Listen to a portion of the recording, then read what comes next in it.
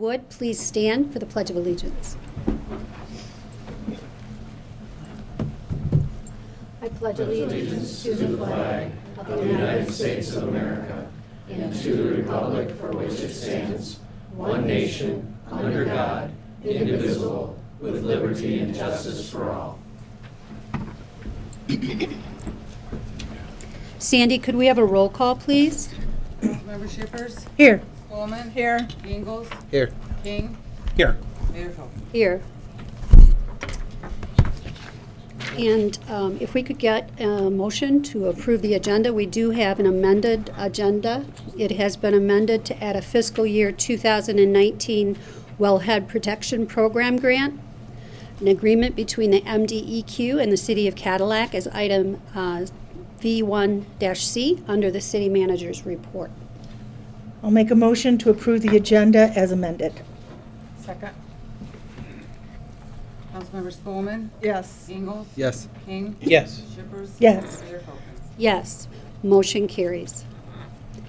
This time, we'll open the floor for our first public comment this evening. If you do come forward, if you could just state your first name and then write your name and your address for the clerk, it would be greatly appreciated. And if you could please keep your comments to 3 minutes or less.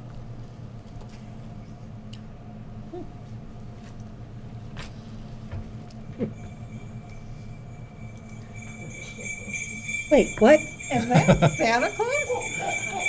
Oh, my goodness gracious. Hello. Merry Christmas, Cadillac. It is so wonderful to see you. I was just cruising by, and I thought it was incredibly important that I stop and congratulate all of you, the citizens and the administration, for all of the things that you have done to make Cadillac such a welcoming community. My goodness gracious. Now, I want you to know, I'll be back to your houses in, oh my goodness, 7 days. 5 hours and just a few minutes, okay? So remember, okay, what you've got to do to stay on the good list. You know, and I was supposed to meet the reindeer here tonight, and we seem to have missed them.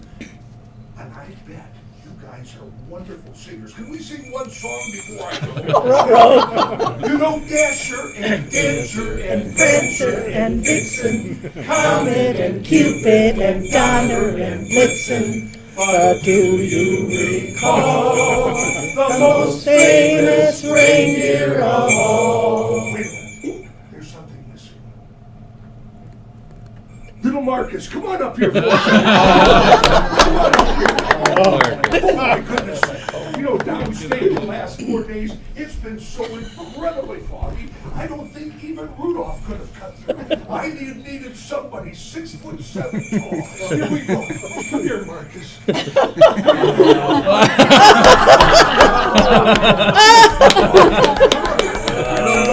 Red-nosed reindeer had a very shiny nose, and if you ever saw it, you would even say it glowed.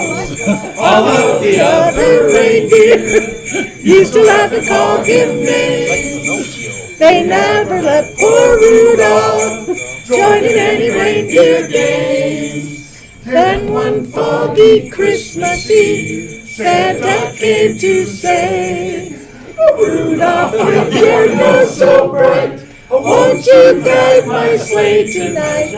Then all the reindeer loved him as he shouted out with glee, Yippee! Rudolph the red-nosed reindeer, you'll go down in history.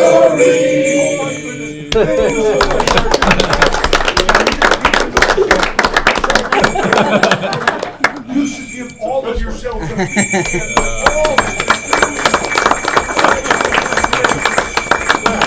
Thank you for your hospitality. Thank you for your hospitality. And remember, 7 days is just a few hours. Please be back to your homes. And Santa loves cookies.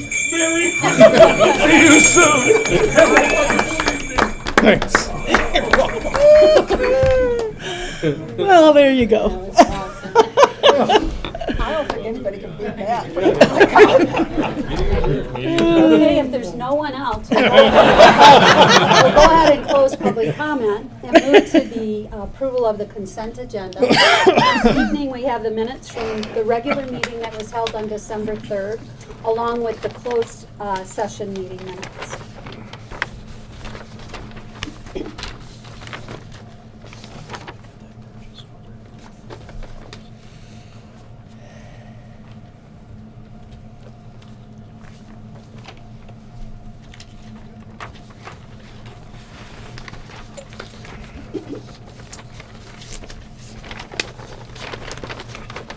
Motion to approve the consent agenda.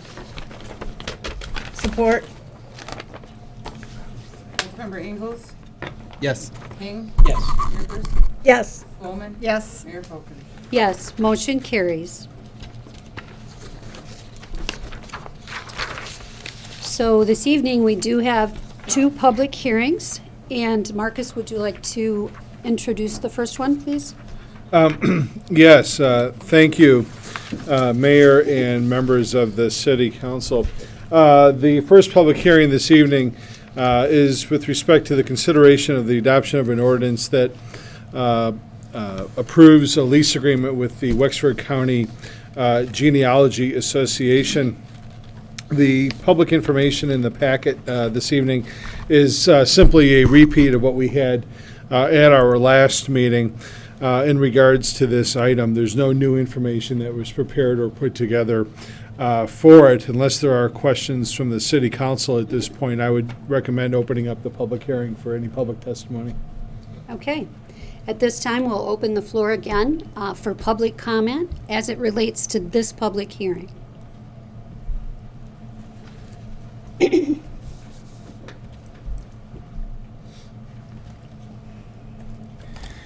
Hello, I'm Ron Jacobs, president of the Wexford Genealogy Organization. I don't know if this is appropriate to say a little blurb now, or Yes. is that this is my first time at one of these, so I don't know how it goes. All right, our vice president wrote this for us, so it's a little bit about us. The Wexford Genealogy Organization is a nonprofit organization founded in May of 2002 for the purpose of education and preservation through sound, ethical genealogical practices. Our genealogy library contains 3 computers with Ancestry World, Fold3, and Newspapers.com. They are there for the public to use with a member always present to assist. We have Wexford County probate books from 1901 through 1957, Wexford County cemetery records and townships, Cadillac news obits, which are indexed, and state death records. We also have Cadillac city directories, old Cadillac newspapers, which are indexed, and family records that are donated. Also, Wexford County plat books from 1900 through 1910, a microfilm reader printer, family tree magazines for updates, lending library for members. We only have 35 members, by the way. We have a website, a Facebook page with nearly 700 followers, and a Gmail account. We invite all of you to visit us any Thursday from 12 to 3 p.m. Year-round at 601 Chestnut Street, Suite B. We're also open for special occasions, for example, the Old Naval reunion that happens in August every year. Our fundraisers, through which we make some of our money, is working at Culver's as volunteers 4 times a year, and we also do registration for Back to the Bricks, or what is it called now, Cadillac Cruisers or something like that. We have a patron tree for family memorials, and we truly treasure our rooms and the Historic Naval Reserve, and we thank you for allowing us to rent them.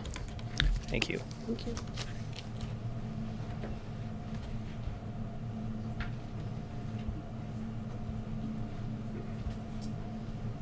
Okay, seeing no one else, we'll close public comment and move to the discussion amongst the council members if you have any questions.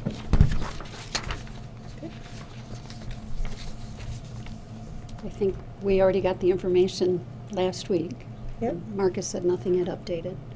So if everybody's comfortable, they could make the motion. I'll make a motion to approve the resolution to adopt ordinance amending ordinance approving a lease agreement with the Wexford Genealogy Organization. Support. Councilmember King? Yes. Shippers? Yes. Spelman? Yes. Ingalls? Yes. Mayor Folkins? Yes, motion carries. Thank you, Mayor and members of the City Council. This next item is very similar to the one that we just went through. It's a public hearing with regard to the consideration of the adoption of an ordinance that amends our lease agreement with Up North Arts. Again, the information in the public packet is essentially just a repeat of what was in the packet previously when this was introduced. There's no new information on this topic either this evening. So at this time, we'll open the public comment portion of the hearing as it relates to this hearing.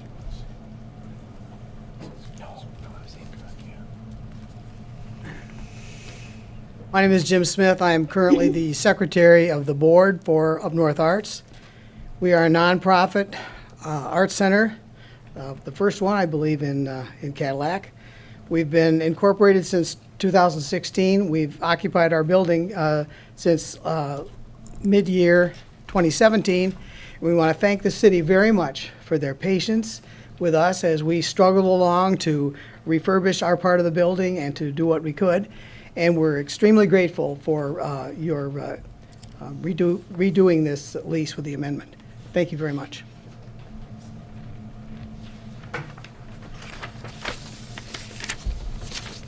Seeing no one else, we'll close the public comment portion of the hearing and move to council discussion. I would just like to thank the group for all you've put into that building to make it what it is now. It's really a neat spot to go to, and it's made it a gem for the community. So thank you for doing that, making that investment. So has anybody looked into what type of cash either one of these organizations have on hand, Marcus? I mean, I understand that we're trying to help them out and they really struggled financially, but did anybody look at their bank records? We have not looked at their bank records or a credit check. At least not that I'm aware of. The genealogy has been and actually both organizations have shared some basic financial data, not to the level of bank statements and nonprofit tax filings or anything like that, but just kind of sharing what their struggles were, what they were wrestling with in terms of their finances, and the genealogy has been paying an amount for some time, and so they're comfortable at this amount, and especially with the hours that they're open, and they've also put some a pretty substantial amount of work into their couple of rooms that they have in the bathroom, and so we've looked at that, and then kind of the same. The Up North is a little more of a fledgling organization at this point, and have been real open with us in terms of sharing some budget data and things like that, and just an acknowledgement of the fact that as a startup nonprofit that relies on volunteers and donations, that they'll have some struggles, but they're able to for sure get off the ground at this level. So.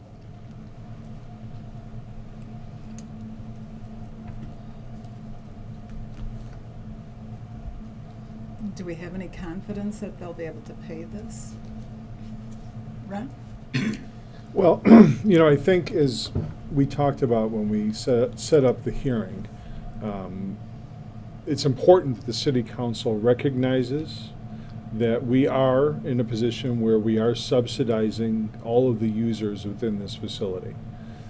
So from a policy perspective, from a philosophical perspective, the city council needs to recognize that we are subsidizing the users that are using this public facility. And there are, as we mentioned before, several reasons as to why we're in that predicament. Part of it is because of the way that property in and of itself is protected under the charter. There are only certain user types that are allowed to go into the facility. That, to one degree or another, I think has caused some challenge in finding users that perhaps could pay more of a market rate versus a subsidized rate. The other justification is given the condition of the facility. It's not air conditioned. It certainly wouldn't be classified as a Class A or even perhaps a Class B type space. So there are some significant challenges that any user within that facility has to overcome. I am certainly happy, as I mentioned when we set this hearing, that both Up North Arts and the Genealogy Association, along with the senior group that's in there too, have put in a tremendous amount of sweat equity. Most recently, Up North Arts have put in not just sweat equity, but have also had significant donations coming in and contributions into rehabilitating the space. You know, when it comes to whether or not their plans for operations will allow them to make the rent as we've prescribed here within this new lease adjustment, you know, we're certainly looking at it optimistically, as are they, that over time they'll become more successful in their endeavors in putting on classes and programs and in selling their wares in the gift shop and whatnot.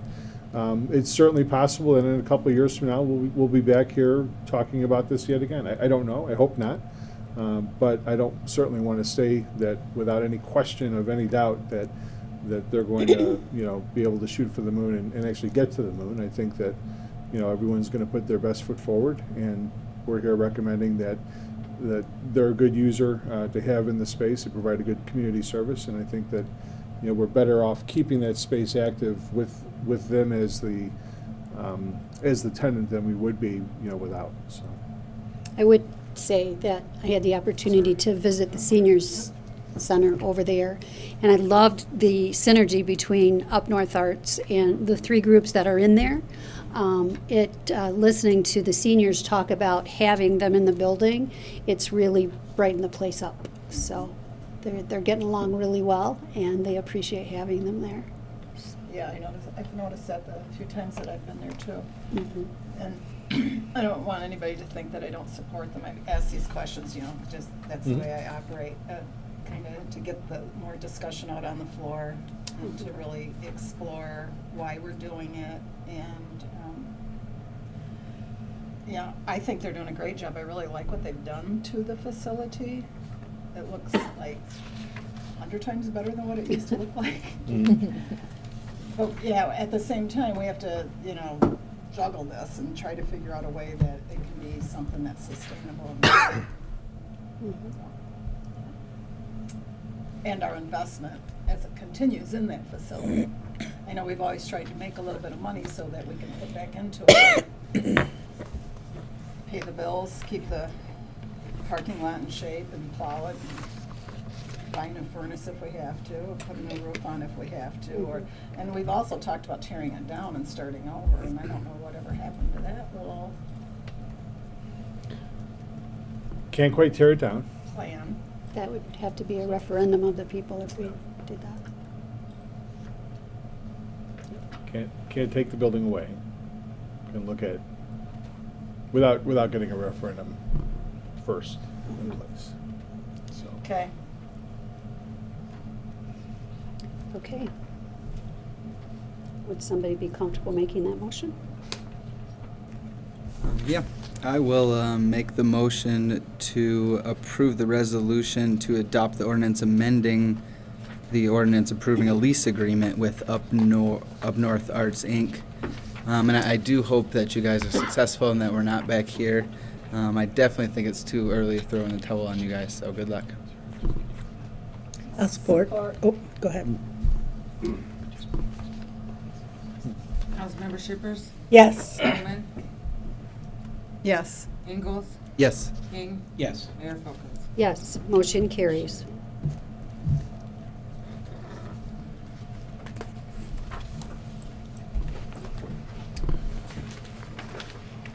Okay. So thank you, Mayor and members of the City Council. The final public hearing this evening is in regard to an ordinance that amends our zoning ordinance regarding combination group and family shelters. John Wallace, our development director this evening, has a slideshow that he's going to show. This is the same slideshow that was referenced at your last City Council meeting. We did not show this. We wanted to wait until the public hearing this evening. This is the same information that was presented to the Planning Commission during the evening that they considered this item that they ultimately then approved and recommended for adoption here at the City Council. John, if you would take over and run us through it, that'd be great. Good evening, Mayor and members of the City Council. At your prior meeting, we did have the introduction of these resolution to change the ordinance in a number of sections. And at that time, there were a number of issues that came up, and I think most of those answers will be in these few slides that I put together that cover the major elements of what we are changing. And after the PowerPoint, I also have a map to show exactly where the districts that would allow this new form of homeless shelter would be located within the city. But to start off with, the dynamic at work here is to go from a very decentralized way of servicing the homeless to a very centralized way of serving the homeless. In other words, right now there are both women's shelters, men's shelters, family shelters. What we will be going to, New Hope Shelter is wanting to go to, is to go to a combined way of servicing these groups, which means the individual families, the men's shelter, and the women's shelter all would be within one facility. Now, of course, there will be operational methods in place and physical barriers in place to have them all separated out into their own areas and all the dynamics that go with that. But they all will be in one location and not spread throughout many neighborhoods throughout the city. The major focus of this new way of allowing a larger facility would be to pull back from what we had done prior in considering just a group shelter that might be just a men's or just a women's shelter. And in the group shelters, we allowed those in the RM1, the RM2, but we also allowed them in the B1 through B3 districts, which was most of Mitchell Street. We also allowed them in the OS1 and the OS2, which were a lot of areas on the downtown fringe. With the combination group family shelter, we will be focusing only on the RM1 and RM2. Those are two districts which the focus or intent of those districts are on multifamily developments, not to be confused with the R1 and the R2 districts, which are single-family districts. We would be not looking at R1 or R2. It's merely RM1 and RM2.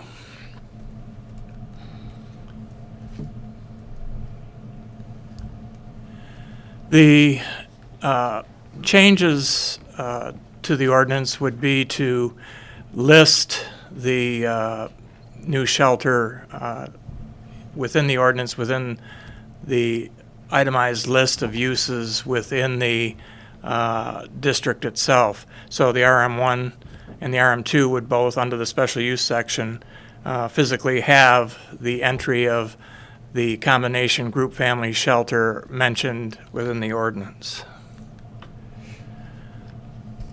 We maintained a lot of the prohibitions that were developed as part of the first go-round when we were dealing with the group shelters, which is that the combination group family shelter would not be allowed in the Downtown Development Authority district, would not be allowed in the historic district, would not be allowed on parcels that had frontage on Lake Cadillac, would not be allowed on parcels within 500 feet of Lake Cadillac.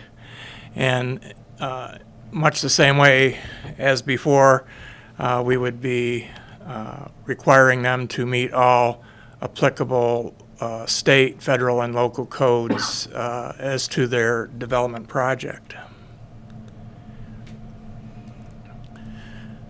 The idea of going centralized and larger is not to grow the business, is not to grow the amount of homeless that can be taken care of, but is merely meant to more strategically, more affordably address dealing with the greater Cadillac area local need. And when they come in to file for a special use permit, ultimately, it would be incumbent upon them to demonstrate that the number of beds or rooms that they're asking us to support would be justified by the facts in terms of what the area homeless need is at present, and not to address some potential future growth. We will also retain the traditional spatial separations that we had developed in the prior go-around with the group shelters, with the exception that obviously we couldn't have spatial separation distances met within the facility itself, in that they would be within the same building.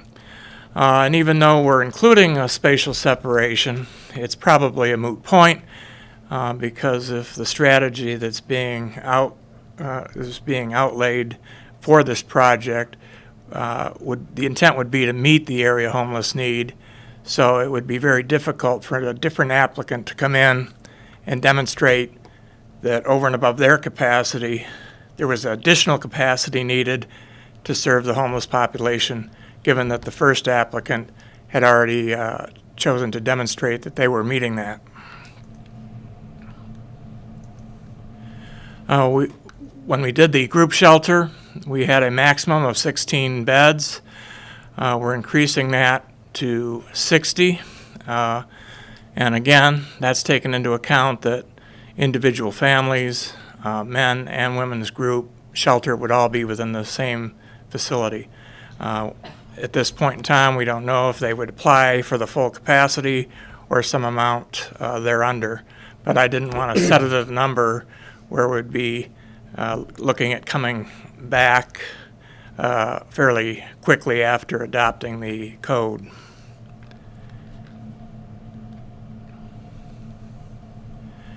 We spent a good deal of time when we were developing the regulations for the group shelter in terms of many of the maintenance and operational considerations.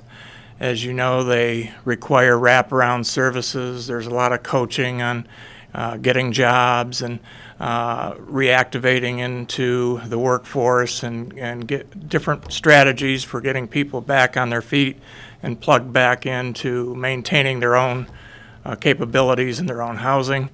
All those things that we worked so hard for in that prior effort will all be retained. Nothing's changing with that going forward. I guess one of the really big improvements is that at a minimum we would be looking at, by going to this new system, to increase the hours that they will be in the shelter by 2 hours. In the past or currently, the residents are away from the shelter for 8 hours a day. That will go down to 6 hours. That means that that's 2 hours less that they will be trying to seek out other forms of warmth and shelter in commercial businesses or other locations, public facilities, and that they'll be able to spend that increased time within the facility itself. So I think that's a real plus. And then finally, I developed a map to show where the RM1 and RM2 districts, they're in the yellow and the red. And you see kind of a large red band to the east of the downtown area. In all actuality, the majority of that area, if not maybe almost all of it, would not be a location that they could locate, because looking at the aerial photographs, that's all developed primarily in single-family development at this time, and wouldn't be practical for anybody to look at locating this kind of combination facility in that area. I think the intent in this case is to file for rezoning at a new site, to either rezone into the RM1 or the RM2. to move forward with their planning. But I thought it was important to show the current spatial arrangement of the RM1 and the RM2 districts as they exist today. That's all I have right now. I'd be happy to answer any questions. What's the difference between RM1 and RM2? You have on your desk the existing language that identifies on 2 pages for each district. It starts out with a list of permitted by right uses, and then secondarily under that it also then specifies the uses that are permitted by special use permit.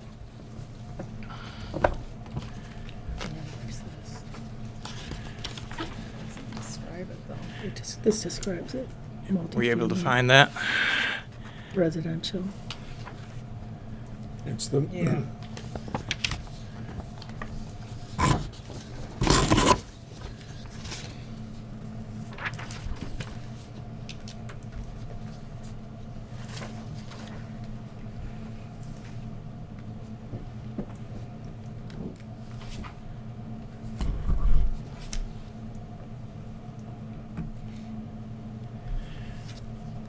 Also keep in mind that these combination facilities would be by special use permit and not by permitted by right. So any application would have to go through that process, which would include another public hearing before the Planning Commission. John, if the organization, this looks like a well-thought-out plan, is putting in a combination home for 60 beds, would they then be required to close down their individual ones that are going to be consolidated into the combination shelter? I think that is their intent, and of course I think it's something that probably the Planning Commission could require, because one of the things the Planning Commission would have to require is that they're not giving approval to more capacity than is needed to address the area homeless. So if they build a facility to handle it all, it would be incumbent to show how they were going to not have those other spaces, whether they're owned or leased, in order to be in compliance with the ordinance. And they did talk about that. Yeah. Is that something we want to add to this? I don't know that it's necessary, because we would have the legal authority as we're moving forward. But what if another organization came into town and wanted to put in a shelter? Well, this is one place it's, because it's going through the special use process, would be a little different than how you sometimes deal with allowing maybe a little excess commercial space where you want competition. Because of the uniqueness of this use, what we would be looking at is, again, probably they would have to demonstrate that there wasn't capacity in the existing facilities. Now, if they could somehow show that there's some group of people that are not being served by that facility, then I think they could come in and apply. But I don't think we would be approving redundant spaces to create competition between services serving the homeless. I was going to just say that the current code requires a demonstration of need to serve the local community. And so, whether or not it's by the current user or by a new user, they would have to be able to demonstrate that there's been an influx of need that would require new spaces to be constructed to serve that need. So I think that's what John was trying to. Because I can see, there's some homeless that are really hard to house, really hard to put into shelter. They're chronically homeless, and they need a lot of supports. I could see an organization come in and, want to deal just with that population through mental health, duly diagnosed. There's certainly a possibility that somebody else is going to serve homeless than New Hope, right? Yeah. Yeah, and I think the question is good. New Hope, I think their plan is wonderful. But if we got someone who said, I want to do a halfway house and I'll use New Hope's old shelter, just for example, by the hospital, we'll just move into that as a pre-existing use.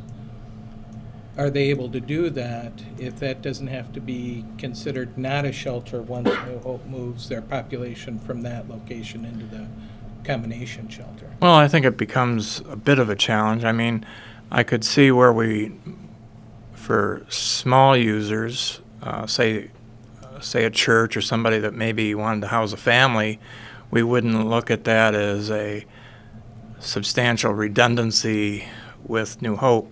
Now, if somebody wanted to do another 30 or 40 bed facility, we would have to scratch our heads and say, are we just oversupplying the market? And then I think you make good points too. If someone produces a special need that New Hope doesn't address, I know some communities even go so far as to have wet shelters with people with alcohol problems to keep people safe from freezing to death and other things. If there are people that want to set up special shelters that it isn't redundant, certainly we could look at approving those shelters as well. Well, and I see if a church comes in and wants to put in a family shelter, I think they're going to be able to do if the use is capped when New Hope moves their people out, and if someone new came in and wanted to use that home and they had to do a special use, and you're saying it's a family shelter, they can make the criteria to do that. However, I'd want that process in there in case someone came in, so we think it's a good halfway house in relation to people getting out of prison or serving a different population. That neighborhood might want to be able to say that's not a use that we think would be appropriate in that house. Well, I don't want to go down a different path if it's not, Councilmember King, what you're thinking about. And Mike, I might need you to chime in, because I don't know if we can regulate transitional houses, like what you're thinking about. And we may not, yeah. A court, like a court State licensed facility. We don't have the ability, unless I'm wrong, to say, sorry, but you can't come in there. Now, when it comes to an organization or a church that wants to establish another men's shelter, as a for instance, I think what our community development director is saying is that we would not go down that path as a part of the special use application that we know will be forthcoming from New Hope in this instance, knowing what their long-term plan here is, which is to create this combination facility and centralize administration and services and centralize the location for the population that they're serving. The current facilities right now that are not home to families would essentially be shuttered. That's at least the direction or the path that the city is going to, as I understand, go down when we receive an application. But if there's a state licensed facility, transitional house, halfway shelter is what they used to be called, all the same vernacular, our hands are going to be tied on that. We're not going to be able to, I don't believe, right, Mike? We can't say, sorry, but you can't go in this area for a state license. for a state licensed facility. My curiosity would just be what you said, Marcus, is can we put in this ordinance that as a group moves people into their combination shelter, that the use of their old shelter is shuttered, so that there would have to be a process if someone else wanted to go into that location. Trying to avoid a grandfather issue with that location.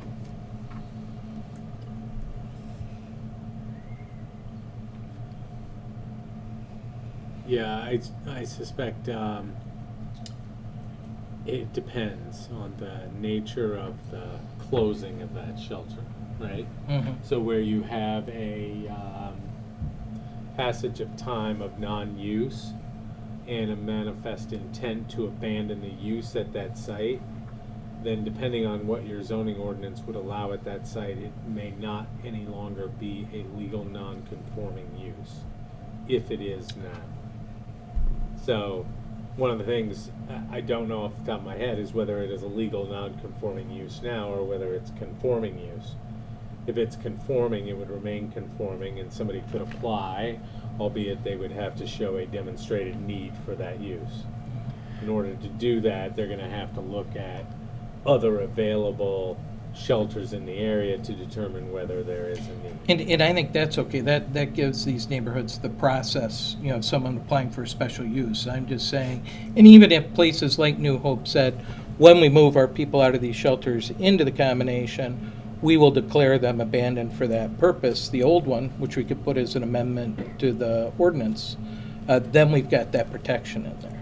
Yeah, as long as it's not, and I don't remember off the top of my head, as long as it's not a permitted use in the district in which it's located already. Right. So we could say abandon that use if it's, I'm trying to think of, Wouldn't you have to change the zoning to keep it, so it couldn't be reopened as a shelter? We would have to change the zoning once they abandon it to stop that from happening? not necessarily, because zoning could allow it as a special use, which is okay. People could apply and go through that process. If it was a grandfathered, they could just step right in and do it as a matter of right. Okay. Mike, wouldn't it be another hurdle if for some reason a special use was granted for one of those facilities because it runs with the land?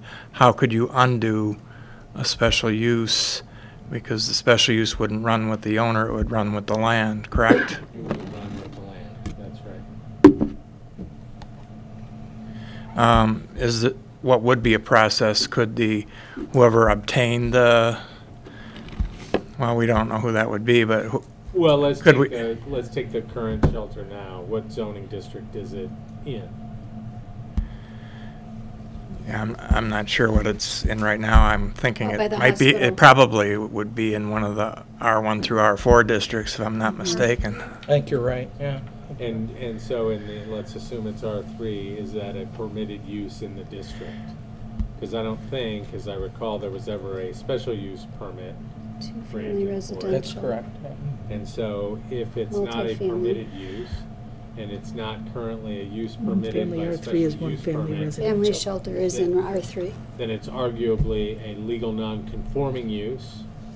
And if it's a legal non-conforming use, then typically your ordinance would say if it's discontinued for a period of 1 year, then you may not reestablish that use unless it's in conformity with the zoning ordinance, except that that also has to be paired with a manifest intent to abandon that use. So if you have those two issues, non-use and intent to abandon the use, then it loses the legal non-conforming status. Any use that goes in there subsequent to that would have to conform, both in terms of characteristics, but more importantly, the use of that. So what's the short answer then in terms of the ordinance for this evening? Is there anything that would need to be modified to capture what Councilmember King's No, well, I concern is? think Or that- is it just going to be handled through the planning commission if it should ever come up?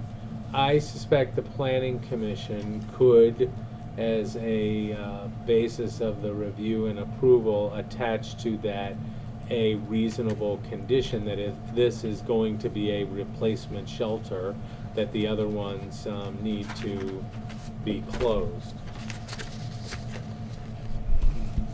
And we would probably set a time frame to allow some kind of transition for that to happen, probably. Yeah, I suspect so. Yeah, and what I see, New Hope's under no pressure, so they're running their shelters, it's going great. They have the time to put in the combination shelter. They're gonna do it at their convenience and what they need to move the people. There's no requirement in how quickly you have to do that. I'm not so sure on your special land use permit, don't you have to begin construction within a year?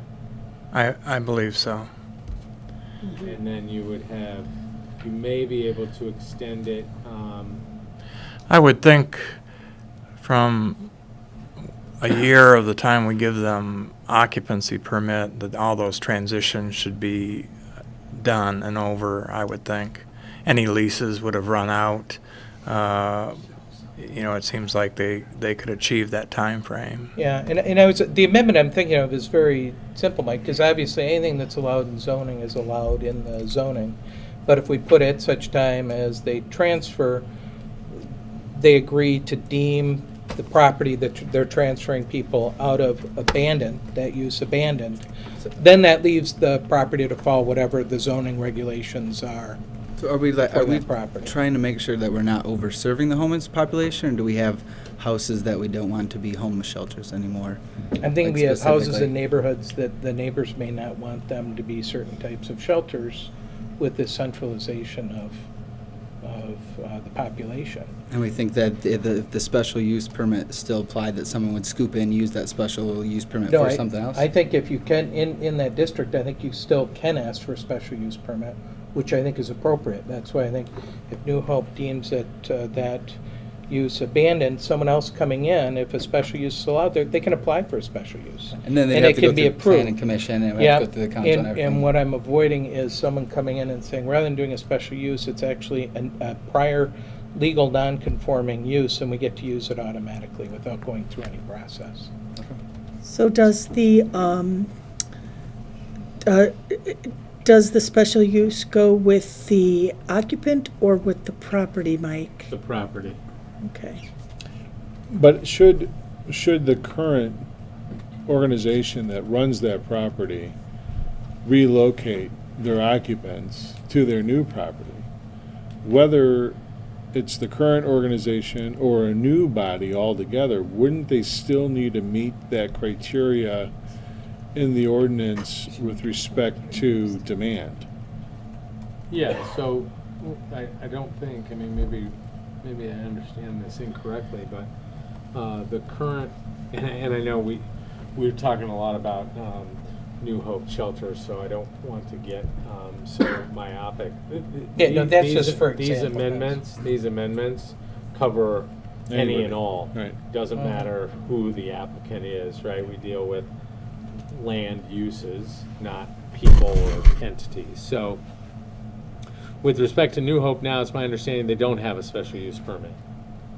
And so unless it's permitted in that zoning ordinance, somebody in the zoning ordinance or in the district, you have to have either one of two uses, right? You've got a principal permitted use in that district, wherever it might be located. If it's not permitted as a principal permitted use, then it may be allowed as a special land use. If it's not allowed as a special land use or a principal permitted use in the district, then it's not permitted, okay? So take the current shelter location. If there's no special land use permit existing now, the only way, and it's not a permitted use, the only way it can exist is by a legal non-conforming use. That is, it was being used that way before the adoption of any zoning ordinance that may have regulated the use. That use can continue until such time as it is abandoned, okay? What that means is you could sell it, you could transfer it, somebody could come in and you can convey your interest rate and title in the property, and somebody could continue to use it that way. If, however, it is abandoned, that use is abandoned, and provided that the zoning ordinance doesn't allow it again as a permitted use or as a special use in that district, that use may not be continued. So you don't have to worry about those then. You don't have to worry about somebody coming in and applying for a special land use unless your ordinance says you can do that. And that's the point. I think now in that B3, it is a legal non-conforming use. If they abandon that, then I believe if someone else came in under our new ordinance, they'd be able to apply for a special land use to use that, and they would go through the process to use the special land use. Only if it is then permitted by special land use in the B3 district. Right, Yes. right. We're speaking the same language. Yes. I'd like to go ahead and open up the public comment portion of the hearing so that we can hear about some of their plans, because that might answer some of our questions too. Yes, and the attorney for the applicant is here to clarify some of the points I think that you've been questioning. Yeah, thank you, John. Thank you. Okay, so at this time, I'd like to open the floor for any public comment as it relates to this public hearing. Thank you. Mike Filiameni for New Hope. I wanted to just clarify, tonight, we're asking you for textual amendments to the zoning ordinance that will allow this new notion of combination group family shelters. It is not there now. So we need the ordinance to change to allow it as a notion first. And then what we plan to do, there are, so these other issues are really, they could be coming down the pike, and I'll explain what we've been thinking about in terms of them. But we need the ordinance to change to allow the concept of the combination shelter to exist, and then we're going to proceed down that to make it, to realize that. The property that we hope to develop is not zoned RM1 or RM2. We will be coming back and asking you to rezone certain property that I believe now is an R1 district. At that point, we're quite open to a conditional rezoning request. And at that point, I think we can talk about some of these issues that you're concerned about, even before we get to the special use permit process, which is step 3. So we're suggesting that it is certainly their hope to consolidate, truly consolidate, and not have satellite housing for the reasons that Mark is going to explain here. There's all sorts of financial reasons to consolidate and manage in a central location. There's all sorts of reasons to also consolidate services, support services, as John suggested, that will help people, maintain themselves in their own housing from here on out. So anyway, step 1 tonight is to help us create in the ordinance the combination group family shelter that we envision, and then we will be back to you with to the Planning Commission and then to you for rezoning. Hi, I'm Mark, and I'm on the board, and I do thank John and others that have really helped us with this ordinance. It's been terrific. Just to speak to those things quickly, when we talk about hours, 6 years ago, we were only open for 12 hours, which means they were gone for 12 hours. And through, fundraising and things, we're down to just 8 hours, and we're hoping to go to 6, and we would love to be open 24 hours. And that's, if you think of it now with 5 houses, 168 hours in a week, and that's 5+ staff members for each facility. You're into $500,000 at low-end wages, so it's not even anything we'd come close to. That is one of the main reasons for getting to a central facility. Also, it's for our guests. So, the one big reason is to get the hours down, get that great supervision that we need for these people that are at the low end of their life, because what we do is rescue. And then the other thing is for our guests. We team with a whole myriad, and I can go through just a quick list of them, but Homeless Management Information System, Westward Missaukee Work Group, Northwest Michigan Continuum of Care, Northwest Homeless Action Council, Michigan Action Council, Human Service Leadership Council, Human Service Advisory Board, Emergency Food and Shelter Board, Emergency Shelter Program, State of Michigan, Veterans Housing Association, Club Cadillac, Department of Human Services, Northern Lakes Community Mental Health, Michigan Works, and many churches and others, public and private. We meet on 7 regular board meetings of one or the other of these that come together on either a monthly or bi-weekly basis. So that's another piece that we don't have now. Right now we have an office on the first floor room, which was like a study of one of the houses.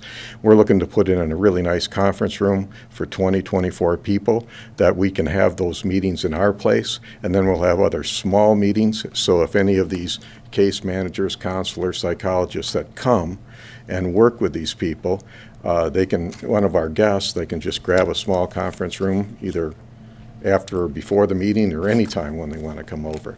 So right now, if you can imagine the day-to-day minutia of trying to get milk, case managers, fresh food to 5 different places, it's just really something we're really excited to not have to try that runaround.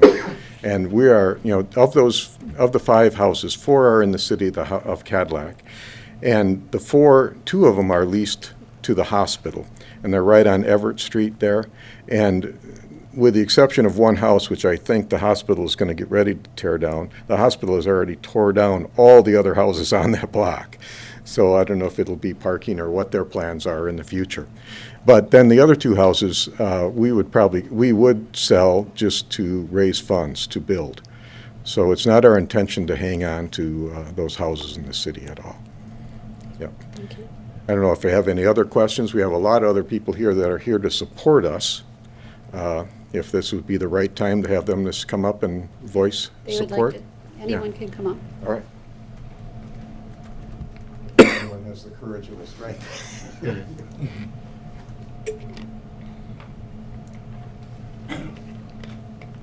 Steve Cunningham, former board member and a volunteer for more than 20 years at New Hope. I just want to agree and emphasize the things that have already been said, but it's, as a volunteer there, I can vouch for the fact that the inefficiencies of having 5 different facilities would be greatly improved by the changes to the ordinance, and I wholly support it. Thank you.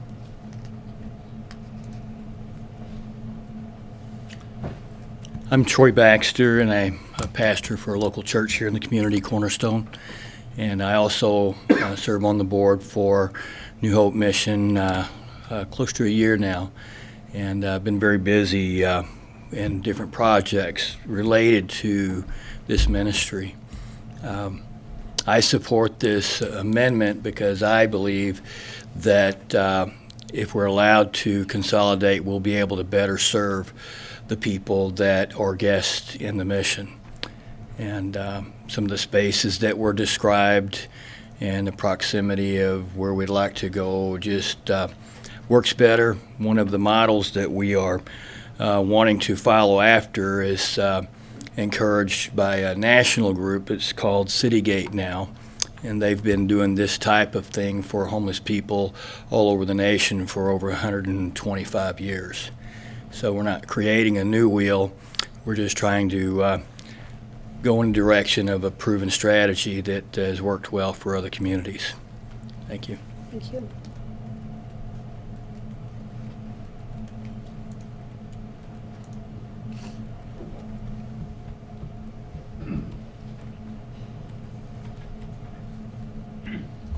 I'm Bob Rexford, and I'm in support of this combined homeless shelter. I look around the city and I see a lot of things that we're proud of, the clock tower and the skating rink and all the things that we've been doing to better this community. And I think that not just from a Christian perspective, but just a moral, conscious perspective, that it would be really nice and something that the city could be proud of if we can say, yeah, we've got a new homeless shelter right out there. It's modern, and every city has homeless people, whether they want to admit it or not. But to be able to say that this is our homeless facility, I think would be, another thing that we can be proud of as a city. Thank you.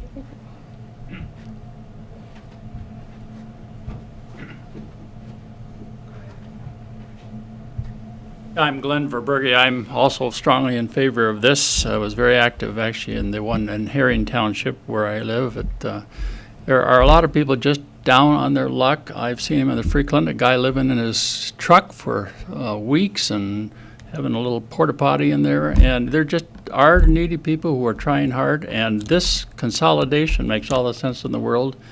And I'm very proud of all those who have worked very hard to get to this point, and I certainly hope we approve this next stage. Thank you. I'm Pastor Markham from Revival Center Church, and I believe strongly in what we're doing here.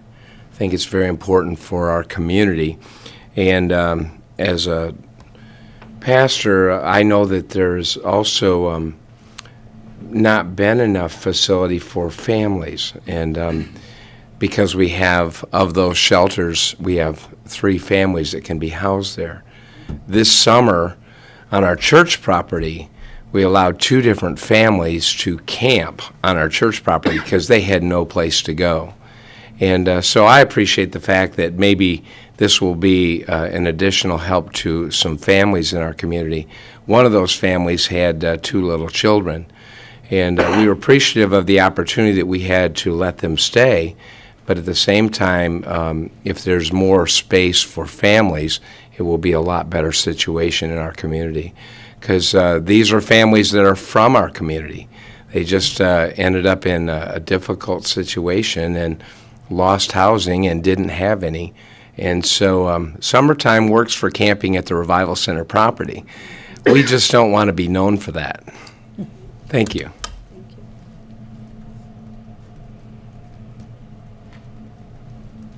Hello, Brian Potter.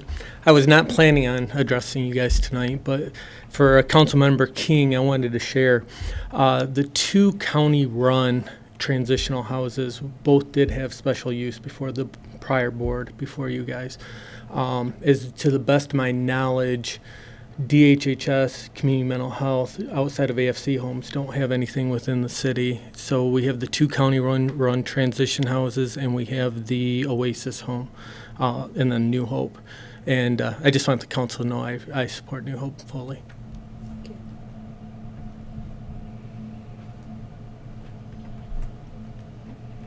Okay, seeing no one else, we'll close the public comment portion of the hearing and move to any further discussion. We'll see if this works. I would move to adopt the ordinance as has been presented with us, but with the amendment, just that as any organization moves from individual shelters into a group shelter, as part of shuttering their old shelter, they abandon the use at that time. And obviously that's pursuant to zoning and law, so that it would be what would be allowable for that location.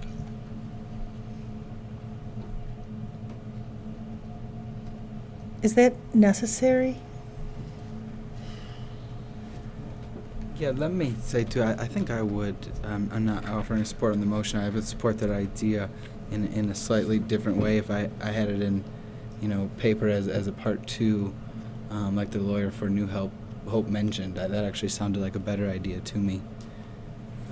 Just throwing that out there. That's a different part of the process. Yeah. What Mr. Feely-Many is talking about is when they develop it. I think this protects the spirit of what we're trying to do in the centralization, and protects the neighborhoods and gives the neighborhood the right, then if someone else comes in by special use, that's fine, they can approve it, but it's not going to be grandfathered in. And I think that's important for the community. I don't like connecting the 2 of them. Me neither.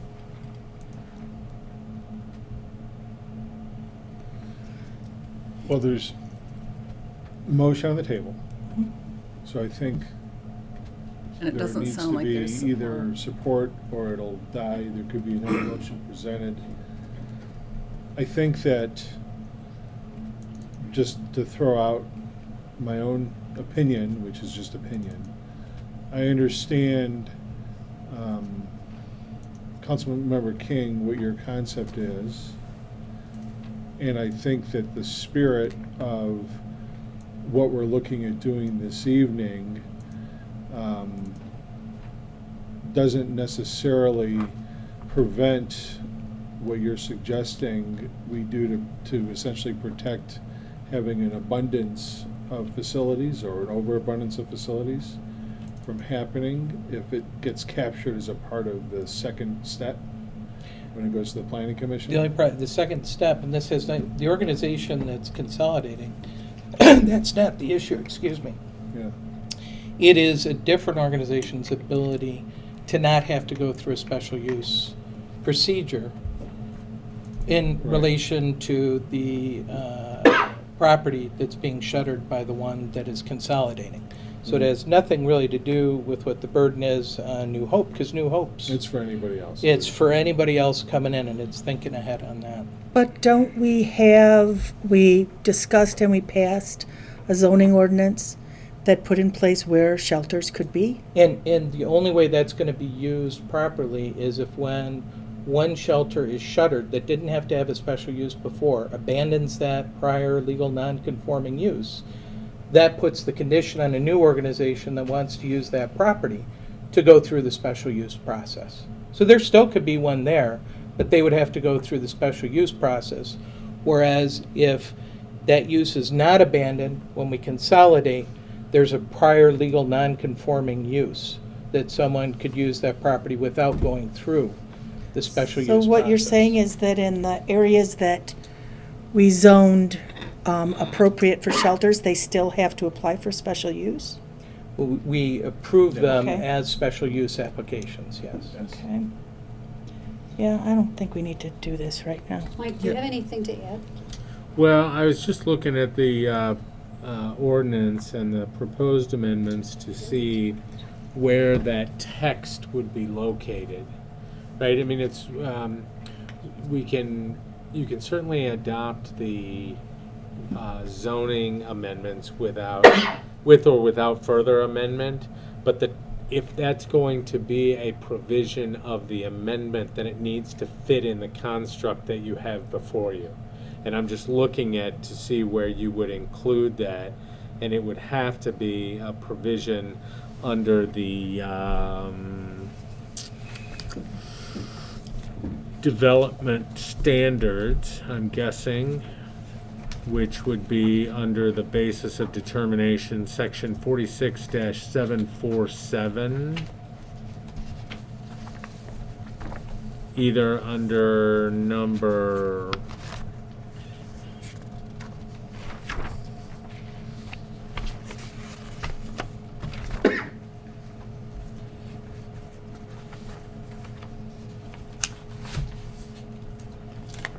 or if you could fit it in one of those enumerated sections, or 4E2 regarding development standards.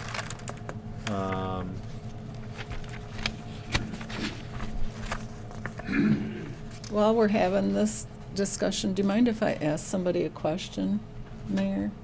I know you've closed the public hearing, but I have a question I want to. Sure, it'll give Mike a minute and you can get your question answered. Thank you. So somebody from New Hope Shelter who've done all this work and figuring all this out, do you know if there's any research or any data that talks about whether or not a shelter of this type is, how do I phrase this? Is it a little bit intimidating for some people who are homeless? You know, I'm thinking right now being put in a house for somebody who's homeless might be easier to get them off the street than going to this large institution. That's my only concern about the concept. But I haven't looked at homeless stuff for a long time, and I don't know what the recent. We talked a little bit earlier. Could you talk into the microphone? We didn't come to this decision just on our own. We visited the shelters in Traverse City, Saginaw, Midland, Holland. This one that's similar and to the one that's in Gladwin. Are you familiar? I don't know about that one, but I know those other ones are. They all have this consolidated land approach. is like it. If they're not in the same building, they're a building right next door or something like that, because in Holland, it's a big facility, and the women are in another building in the same block. But in Traverse City, all are in the same facility, and same with Saginaw and many other places. So I think, the main thing is to be safe. So we've got that supervision there, which is a big plus, that we don't have as much supervision as we could have, or we'd like to have more. So we want to be a safe place. And I think with the security and that kind of things, I don't think it would be as intimidating. They're gonna have a separate area for women, a Sure. separate area for men, and then Yep, separate space for families. Right. And then there will be a common area where they can come together. I just You know had it's hard something for you some wanted to people say. to seek shelter, and I don't want any barriers to that. Are we going to start seeing more single men that are homeless on the street? There'll always be that gang that would rather go camping, I think, in the summer, as Pastor Will says. I think it's tough. We don't have to follow the rules. think we can. Thank you. Okay, thank you. All right. Councilmember Spelman, did you? Yeah, have I'm something? all set, thank you. Do you want to read it? You want me to read it off here? Okay. So under section 46747, basis of determination, E subsection 1, the comment would be to add something to the effect of after Cadillac area. It would say, no application for a combination group/family shelter shall be approved unless the applicant agrees to abandon any other shelters being combined. If requested. What's that? Would that be the if requested thing, or is that just a?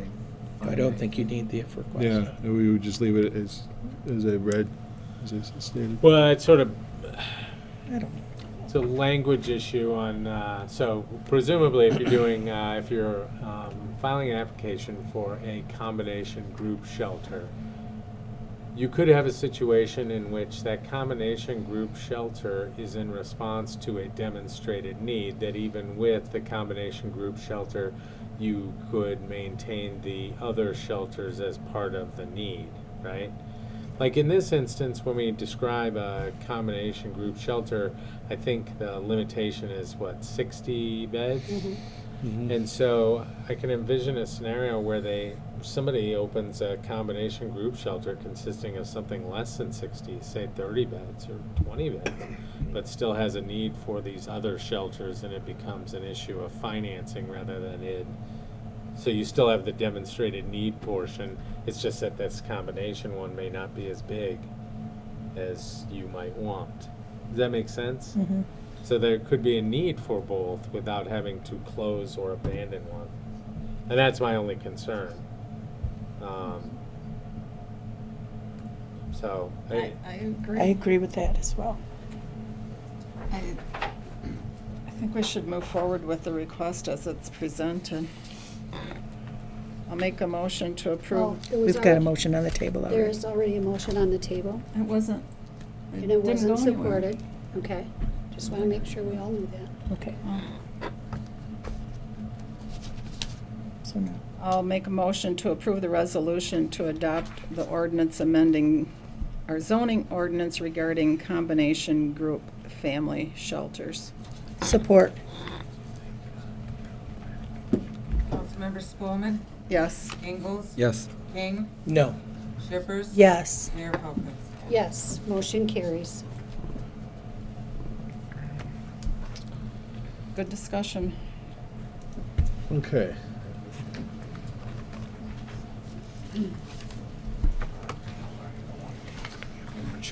Okay, so this evening we have some appointments, Sandy, or reappointments.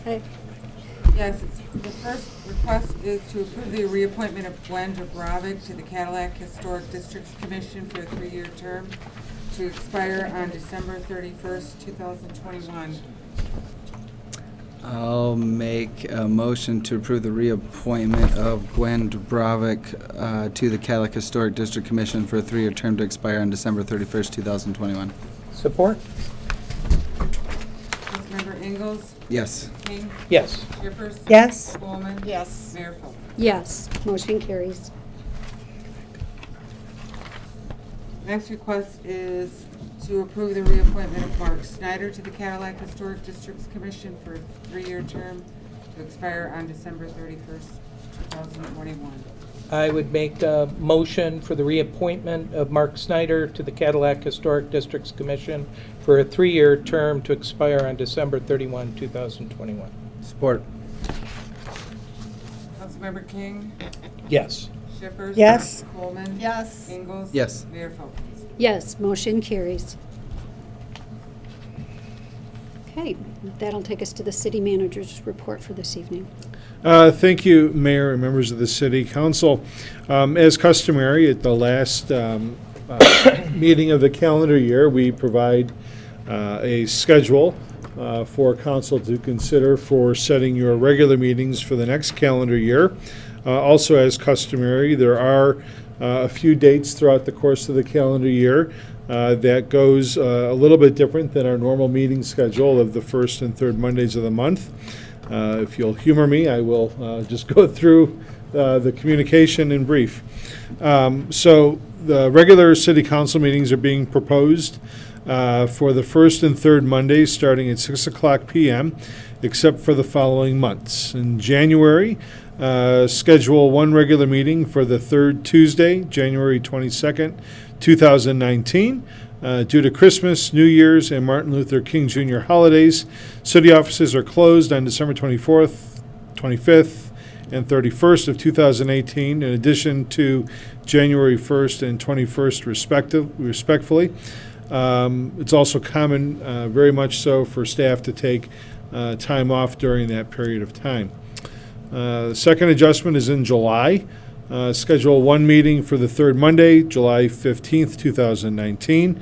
Again, similar to the conflicts in January, due to the proximity of Independence Day in the first week of the month, it's common for a lot of folks to be off during the summer.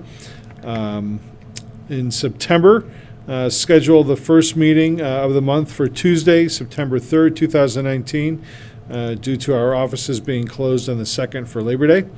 And in November, schedule one regular meeting for the third Monday, November 18th, 2019, due to the general election scheduled for Tuesday, November 5th, 2019. And as always, we may request a special meeting from time to time. Certainly, if at any point in time during these months in which we're looking at only having one meeting, if there's something that is pertinent that we absolutely have to meet on, we'll certainly call a special meeting accordingly. Also, if there's another election that gets called, such as a special election, we would look at bringing that forward again to City Council, as I think we may have done a couple of years ago. So, was that last year with the school millage, Sandy? Sure. It was just this year? Yeah, okay. So, that's the request for consideration.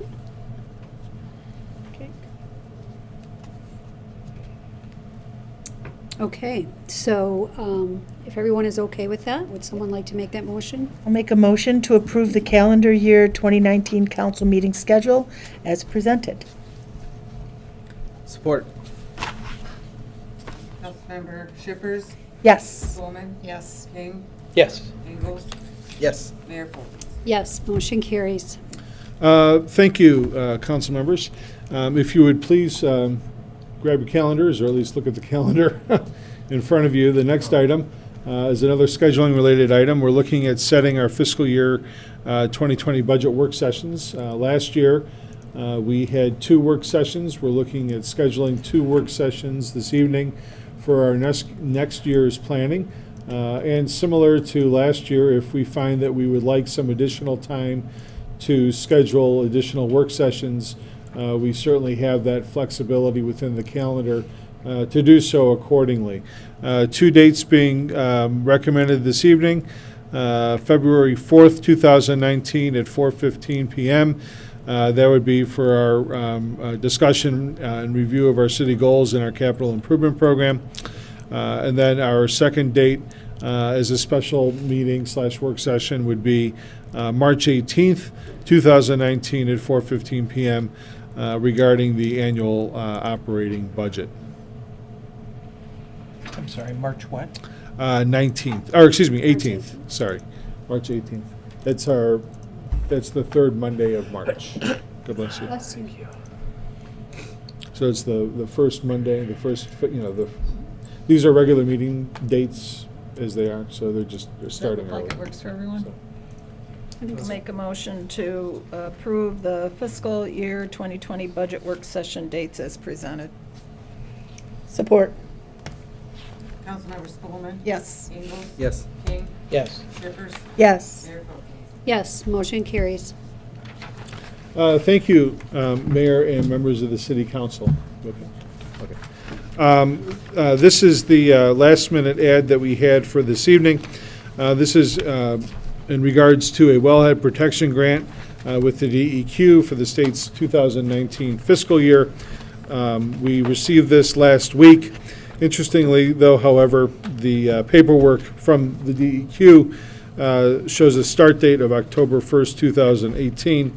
They're a little behind on getting the paperwork out, but we did just get this last week. This is a grant that we're very pleased to have been the recipient of getting. We've gotten one of these in the past, back in 2016, for putting a wellhead protection program in place around the Crosby Road well field that we have. That is a program that helps us determine impacts to the surrounding area regarding our municipal well field. That grant was a 50-50 grant with a cap of $14,500. City utilized Fleiss and Vanderbrink for the administration of the grant. This grant, again, it's the same grant. Dollar amount is up to $15,000. It's a 50-50 grant. We would like to continue using Fleiss and Vanderbrink to do the grant administration for the program, and are recommending this evening that we waive bidding so that we may continue to use that company accordingly. So, Make a motion to authorize the mayor to execute the wellhead protection grant.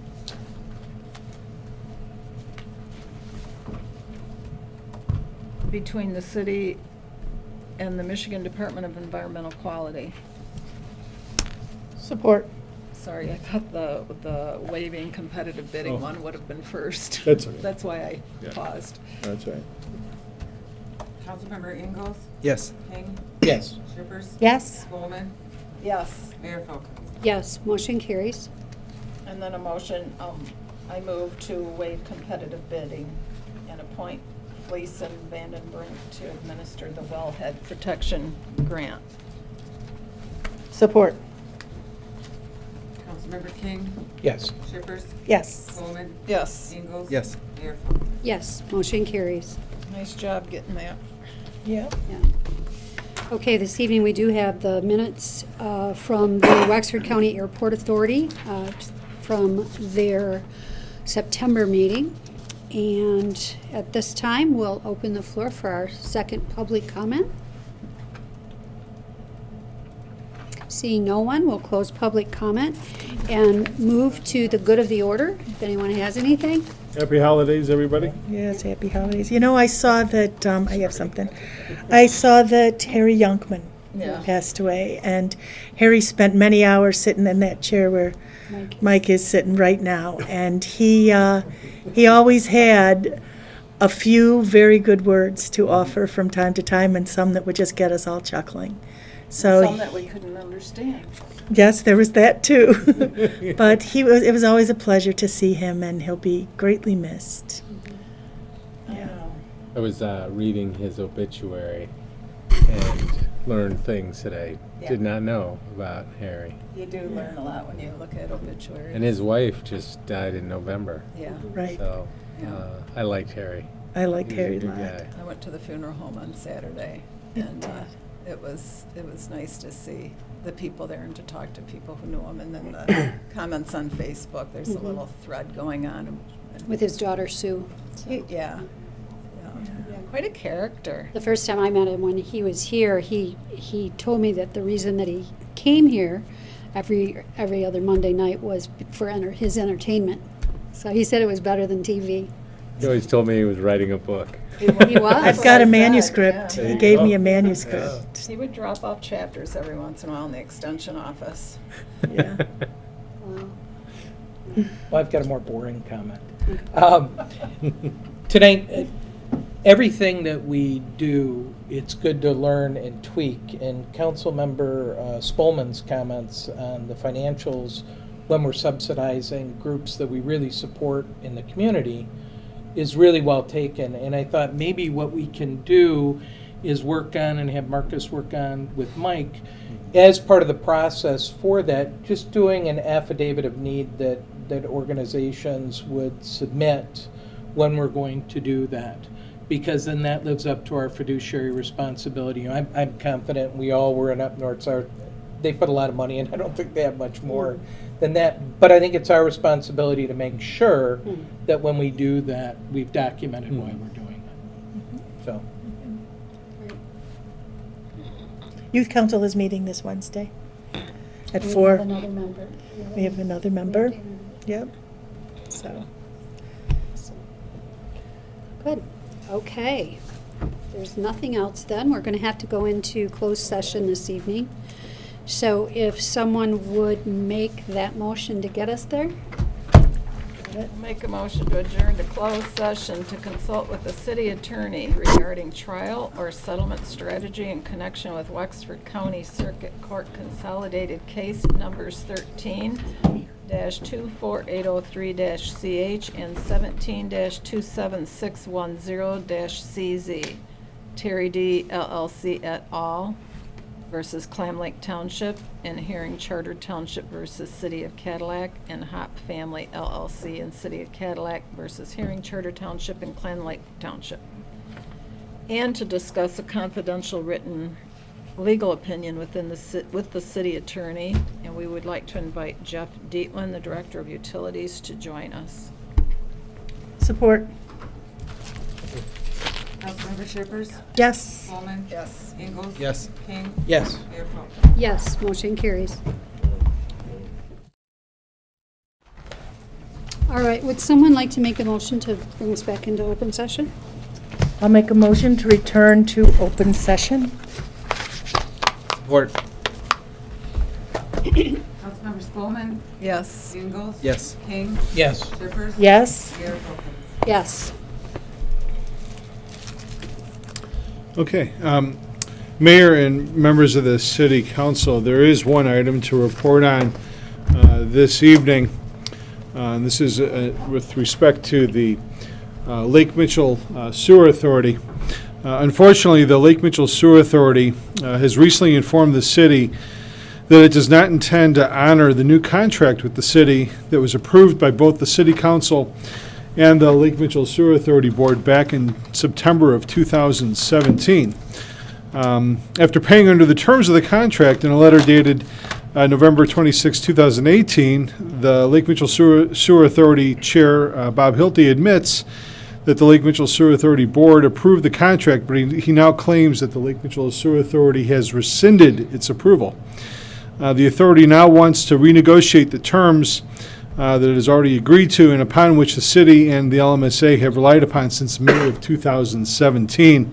The city has requested that the authority mediate the dispute with the neutral third party, but as of today, the Lake Mitchell Sewer Authority has failed to refuse to mediate, which is also a breach of the contract. As many people in the public are aware, the city previously contracted with Selma, Cherry Grove, and Clam Lake Townships for sewer services. That contract with the townships expired in May of 2017. The city worked very hard to negotiate a new agreement with the Lake Mitchell Sewer Authority, which was an authority created by those townships for the city to continue providing sewer services to its customers. In September of 2017, the city and the authority agreed to the material terms of a new 21-year sewer service contract.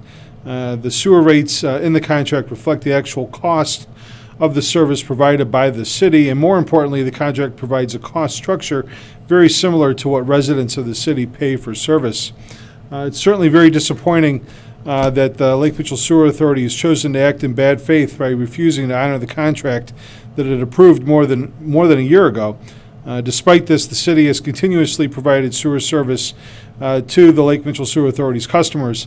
The city does look forward to resolving this matter as expeditiously as possible, either directly with the Lake Mitchell Sewer Authority or through a decision from the court, which leads me to this next portion, which is important in order for us to get there, and that is essentially for the city council to consider authorizing the city attorney to file suit against the Lake Mitchell Sewer Authority in Wexford County Circuit Court to compel the Lake Mitchell Sewer Authority to honor its sewer service contract with the city, something that at this point it's no longer doing.